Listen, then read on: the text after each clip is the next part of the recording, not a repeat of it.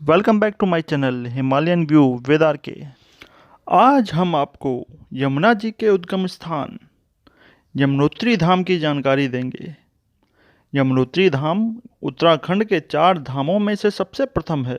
ये 4 धाम यमुनोत्री, गंगोत्री, केदारनाथ, बद्रीनाथ हैं। यह इन चारों धामों में सबसे पहला पड़ाव है। यमुनोत्री जी की यात्रा से पहले हम आपको ये बता दें, यमुना जी का एक और नाम भी है, सूर्य तन्या, जिसका अर्थ होता है सूर्यपुत्री।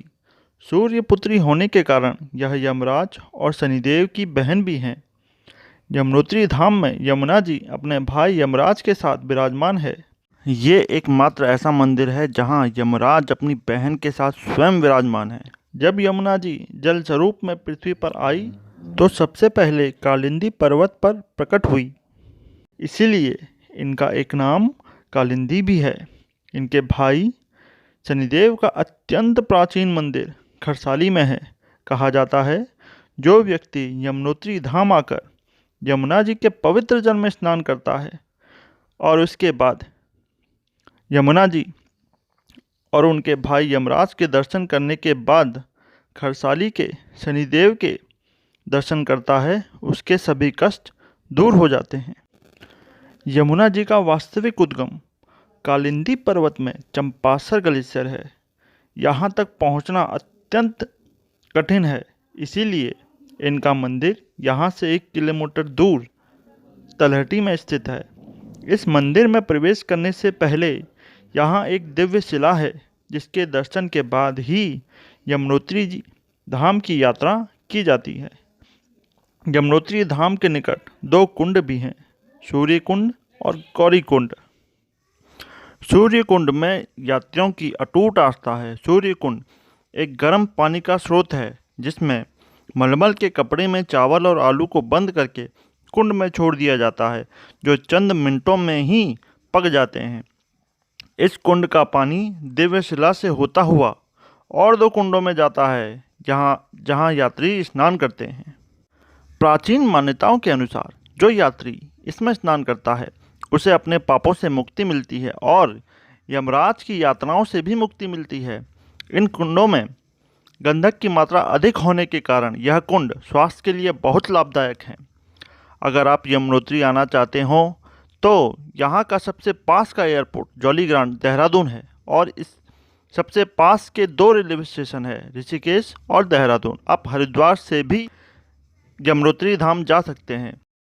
ऋषिकेश, देहरादून, हरिद्वार से आप बस में भी जा सकते हैं। ये बसें ज़्यादातर सुबह सुबह चलती हैं।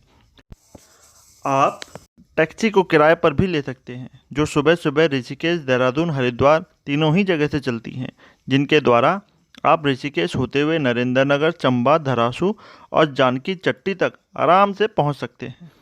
प्राचीन काल में जब रोड नहीं थी, तब यात्री पैदल मार्ग से ही यमुनोत्री धाम की यात्रा करते थे। उस समय पैदल मार्ग में जो चट्टियाँ आती थीं, ये चट्टियाँ यात्रियों का रुकने के पड़ाव का काम करती थी। इन चट्टियों में सबसे पहली चट्टी थी हनुमान चट्टी, जो बरकोट से 35 किलोमीटर की दूरी पर स्थित थी। हनुमान चट्टी में हनुमान गंगा यमुना जी का संगम है। यात्री यहाँ हनुमान गंगा के स्नान कर हनुमान शिला के दर्शन करते हैं। मान्यता है, हनुमान जी की प्यास बुझाने के लिए श्री राम जी ने एक जलधारा प्रकट की थी, इसीलिए हनुमान नदी को लोग हनुमान धारा भी कहते हैं। इसके बाद आती थी नारद चट्टी। नारद चट्टी ये हनुमान चट्टी से 4 किलोमीटर की दूरी पर है। इस स्थान में देव ऋषि नारद ने तपस्या की थी।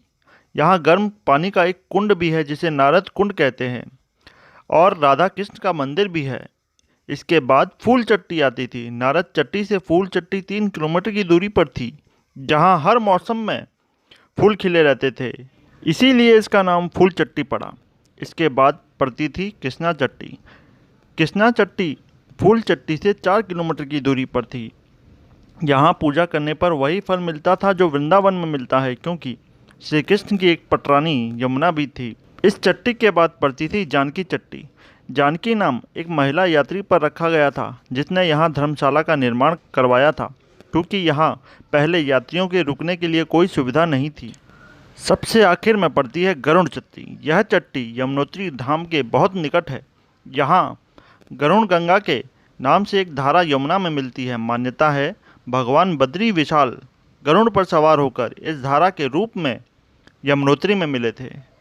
इसके बाद दिव्य शिला के दर्शन करते हुए हम यमुनोत्री धाम के दर्शन कर सकते हैं। आपको ये मेरे वीडियो पसंद आए तो मेरे चैनल को सब्सक्राइब और लेटेस्ट नोटिफिकेशन के लिए बेल आइकन दबाना ना भूलें। और अगर आप मेरे इस वीडियो पर कमेंट करके बताएं, सजेस्ट करें किस तरह से इसे और अच्छी तरह से किया जाए, तो आपका सजेशन मेरे लिए एक मोटिवेशन की तरह काम करेगा।